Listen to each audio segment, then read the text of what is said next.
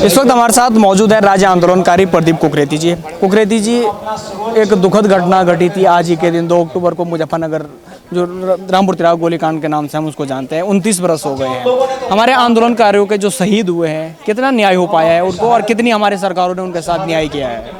देखिए, शहीदों के साथ तो न्याय तो नहीं हो पाया। जहां एक तरफ हम लोग बापू को जो है श्रद्धांजलि दे रहे हैं, लाल बहादुर शास्त्री को श्रद्धांजलि दे रहे हैं, लेकिन कहीं ना कहीं वो टीस हमारे अंदर आज भी साल रही है कि हम इतने वर्षों के बाद भी हम उन्हें न्याय नहीं दिलवा पा रहे हैं। हमारी न्याय व्यवस्था पर भी सवाल खड़े हो रहे हैं। वही कोर्ट यहाँ है, वही न्याय व्यवस्था यहाँ है, जो आप ये लगाइए कि निर्भया को 6 महीने से 8 महीने के साल भर के अंदर उसको न्याय मिला और फांसी भी हो गई।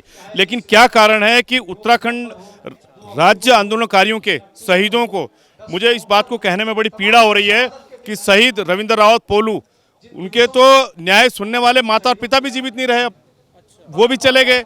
हम केवल उनके परिवारों के साथ, आज अगर ये राजेश रावत की माताजी यहाँ पे बैठी हैं, वो भी इसी उसमें है कि वो शहीद परिवार भूपेंद्र सिंह रावत जी हैं, वो लोग सब इस बात के लिए आशान्वित हैं कि शायद कोई न्याय आए तो हमारी आत्मा को ठंडक मिले। लेकिन कहीं ना कहीं इस बात की पीड़ा है, सरकारों ने इस बात की पहल नहीं करी, कोई इस तरह की कमेटी नहीं बनाई।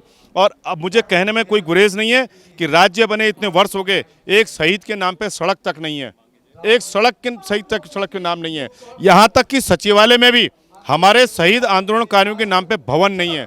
तो मैं इससे अपने जनप्रतिनिधियों की सोच का अंदाजा लगा सकता हूं, अधिकारियों की सोच का अंदाजा लगा सकता हूं कि ब्यूरोक्रेसी किस प्रकार। उत्तराखंड को चरागाह बना दिया गया, जो आया वो अपनी गाय भैंस चुंगा के वापस ले गया, और जो बंजर बचा था उसमें भी अपनी खरपतवार जमा कर दी है। तो कहीं ना कहीं हमारे लोगों ने जिस प्रकार से, जिस प्रांगण में हम खड़े हैं, इस प्रांगण में जिस प्रकार से लोग जो है हजारों और लाखों की रैली जिस प्रकार से लेके चल रही यहाँ आती थी, और वो तंबू से आज शहीद स्मारक जरूर बना है, तो निश्चित रूप में पूरा प्रदेश उन शहीदों को याद करता है।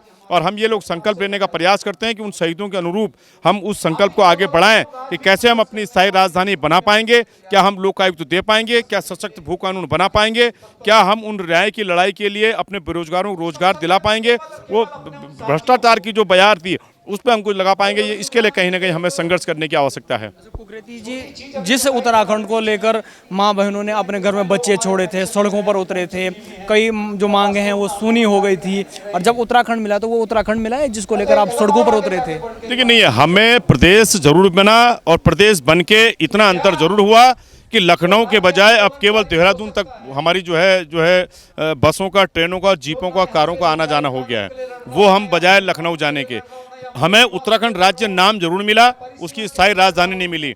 आप यहीं से राज्य बनने की परिकल्पना की अंदाजा लगा सकते हैं कि हमारी सोच किस दिशा में काम कर रही होगी, कि हम अपने राज्य के लिए दशा दिशा ही नहीं तय कर पा रहे हैं। हम अपने जनप्रतिनिधि, आप ये लगाइए कि जिस प्रदेश के अंदर जो है 71वां विधायक ऐसे दे दिया गया, जबकि हमारे मूल अधिकारों का जो हनन हो गया, हमें मूल निवास नहीं मिल रहा है।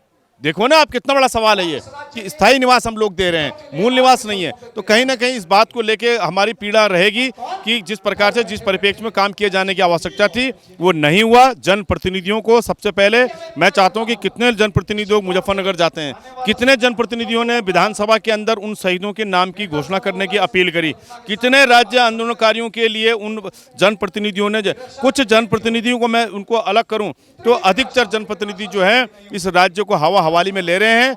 और जिस प्रकार से 13 जिलों की जो घोषणा थी, इसको 13 से 18 और 18 से 20 जो है राज्यों में, जिलों में बदलना था। लेकिन वो जिले बनाने से केवल तब सहमत होगा जब तक हम लोग स्थायी रूप में इस प्रकार की जो है सहमति नहीं जता पाएंगे। तो कहीं ना कहीं इस बात की पीड़ा हमारे को रहेगी। इस बात के लिए आज भी हम संघर्ष करते हैं कि कैसे हम लोग इस काम को आगे बढ़ा पाएंगे।